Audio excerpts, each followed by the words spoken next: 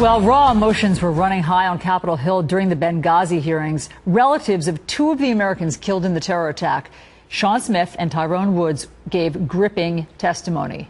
More than a year later, no one has been arrested for the raid that killed 4 Americans, including U.S. Ambassador Chris Stevens, and no one responsible for consulate security has been held accountable. Pat Smith is the mother of Sean Smith. She's pleading for answers. She says that several people in the Obama administration promised to give her answers. I was told a few things, and they were all lies.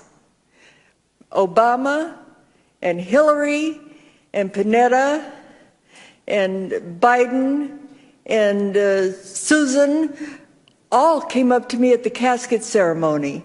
Every one of them came up to me, gave me a big hug, and I asked them, what happened? Please tell me. And every one of them says, it was the video. And we all know that it wasn't the video. Even at that time, they knew it wasn't the video. So they all lied to me. But what they said was, I will check up on it and get back to you for sure. And you know how many times I heard from them? None. I don't count. People of America don't count. The only thing that counts is their own selves and their own jobs, and the people that are involved in this get suspended for a short time, paid the whole time, and then rehired or whatever it is that they do. I want to know what happened to my son. Why can't these people tell me this? Republican Congressman Jason Chaffetz is a member of the House Oversight and Government Reform Committee. Congressman, thanks for being here.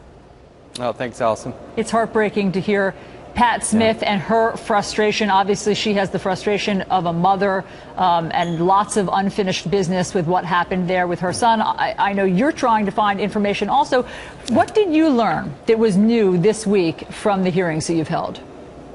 Well, she's inspiring to me. You know, when you wake up in the morning and you figure out what it is you're trying to do here in Washington, to hear that testimony, just it breaks your heart, but it also inspires you.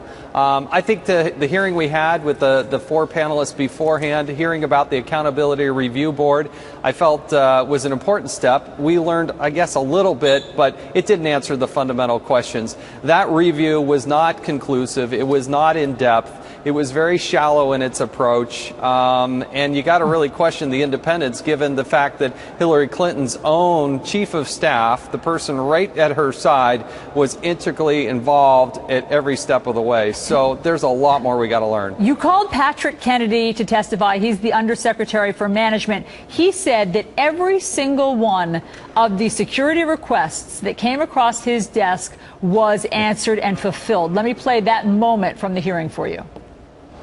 I would be glad to submit for the record a list of all the security enhancements that we put into place in Benghazi. Increasing the wall, alarm systems, cameras, barbed wire, drop-arm barriers to make sure that bomb-laden vehicles could not crash into the building. It sounds thorough, Congressman. Before the attack, what more could they have done?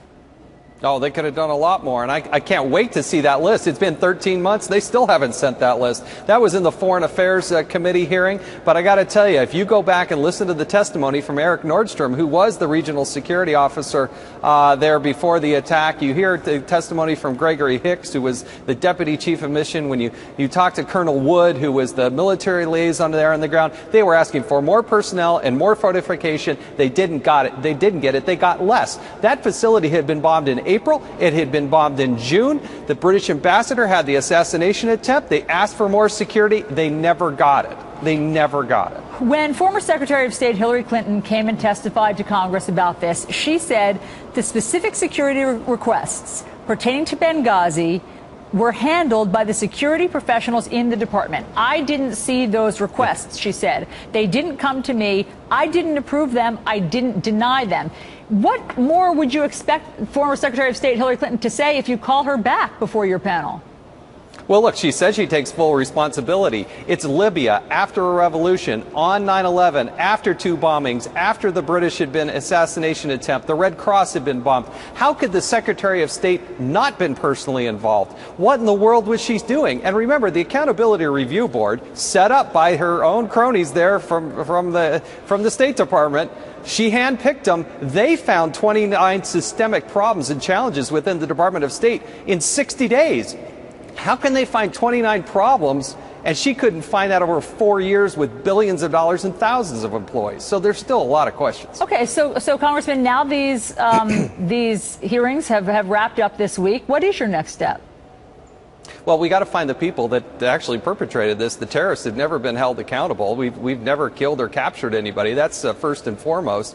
We want to hear from the witnesses that were on the ground. We have never, to this date, heard from somebody who was actually a witness. And if you want to get to the truth, let's talk to the eyewitnesses. The State Department, the White House himself, continue to blockade us. They're obstructionists in this regard. But can you call those witnesses? I mean, will you be calling those witnesses and trying to get them in front of your panel? Yes, Chairman Issa issued 2 new subpoenas. Excuse me. Put out 2 new additional subpoenas. I think we will get them at some point. All right, Congressman Jason Chaffetz, thanks so much for taking time to talk to us and updating us today. Great to see you.